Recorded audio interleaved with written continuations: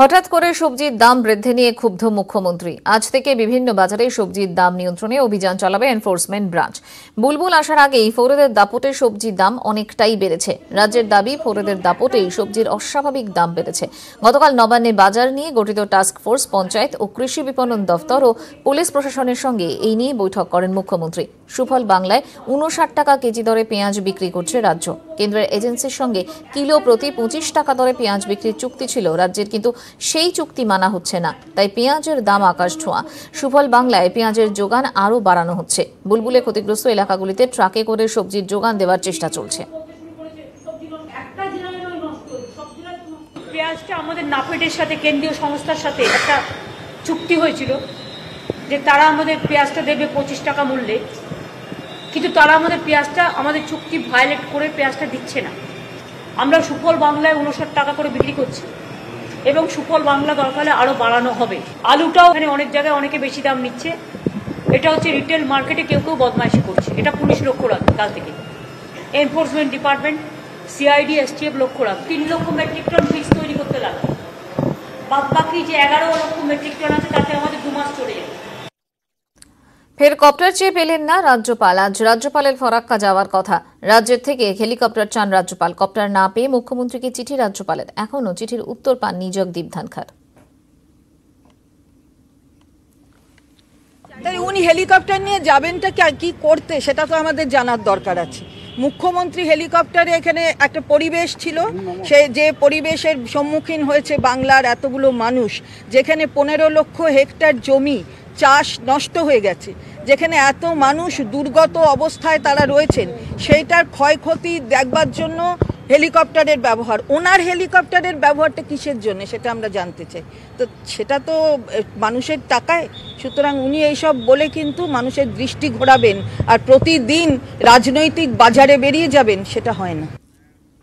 নাম না করে মুখ্যমন্ত্রী নিশানায় রাজ্যপাল। সমান্তরাল প্রশাসন চালানোর চেষ্টা, কেউ কেউ সীমা ছাড়িয়ে যাচ্ছেন। সংসদীয় গণতন্ত্র মানা হচ্ছে না। কেন্দ্র রাজ্য দুটি নির্বাচিত সরকার, কেন্দ্রকে এই ব্যবস্থা নিতে হবে, মন্তব্য মুখ্যমন্ত্রীর। There are some people who are behaving just like a BJP mouthpiece. In my state also you have seen what is going on. Just like a parallel administration they want to run. Central government is elected body, state government is elected body. Federal structure must work as per our constitution. They should be allowed to work. Central government must work as per constitutional provision. State government also must work as per the constitutional provision. Some nominated persons, they are behaving too much. They should not supersede the central government also. I think central government must take care for that. 6টি কুকুরকে electric shock দিয়ে মেরে ফেলার অভিযোগ বাঁশদ্রোণীতে। বাড়ির মালিকের দাবি, তার জমি বাড়ির ওপর নজর প্রমোটারদের। প্রমোটিং এর জন্য ইলেকট্রিক শক দিয়ে খুন করা হয়েছে কুকুরদের। স্থানীয় প্রমোটারদের বিরুদ্ধে অভিযোগ মহিলার।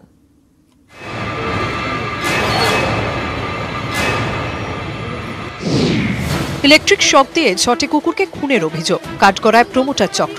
জমি বাড়ি হাতাতেই এই নৃশংসতা। দাবি বাড়ির মালিক মল্লিকা সরকারের। বাঁশদ্রোণী মেট্রো স্টেশনের কাছে 211 NSC বোস রোডে 2 বিঘা জমির উপর বিশাল বাড়িতে একাই থাকেন মল্লিকা। বাড়ির লাগোয়া অংশে পথ কুকুর ও বিড়ালদের আশ্রয়ের ব্যবস্থা। মঙ্গলবার রাতে 6টি কুকুরকে মরে পড়ে থাকতে দেখেন মল্লিকা।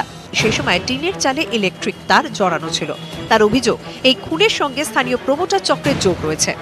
দীর্ঘদিন ধরে হচ্ছে, আমাকে আমার কাজ করতে দেবে না। আমি পশু পাখিদের সেবা করি, বাচ্চাগুলোকে মেরে দিচ্ছে, আমাকে মানসিকভাবে কষ্ট দিচ্ছে, তারপরে ফিজিক্যালি কষ্ট। এই যারা জবরদখলকারীরা, তাদের পেছনে প্রমোটার রয়েছে, সিন্ডিকেটের লোকজন রয়েছে। যদি বেআইনি কারোবারে যদি আমাকে কোনোভাবে কষ্ট দিয়ে আমাকে জমি থেকে সরাতে পারে। শুধু তার এই পশু শেল্টার নয়, তার 2 বিঘা জমির উপর এই যে পুরনো বাড়ি রয়েছে, বিলাসবহুল জায়গায় তার এই যে বাড়ি রয়েছে, সেদিকেও প্রমোটারদের নজর রয়েছে বলেই তিনি মনে করছেন এবং তার প্রাণ সংশয় রয়েছে এই বাড়িতে থাকার ক্ষেত্রে। মল্লিকার অভিযোগ, তার জমি বাড়ি পশুদের আশ্রয়স্থলের উপর প্রমোটারদের দীর্ঘদিনের নজর। এর আগেও কুকুরদের বিষ খাইয়ে মেরে ফেলা হয়েছে। জমি জায়গা হাতিয়ে নিতেই বিভিন্নভাবে চলছে অত্যাচার। একই দাবি স্থানীয়দেরও।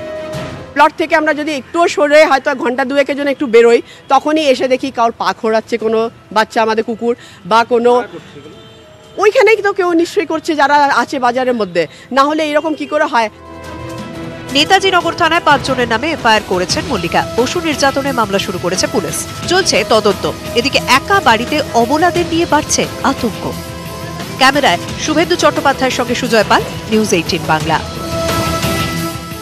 জেলার খবর নিবেদন করছে Glamour world Ayurvedic super fair cold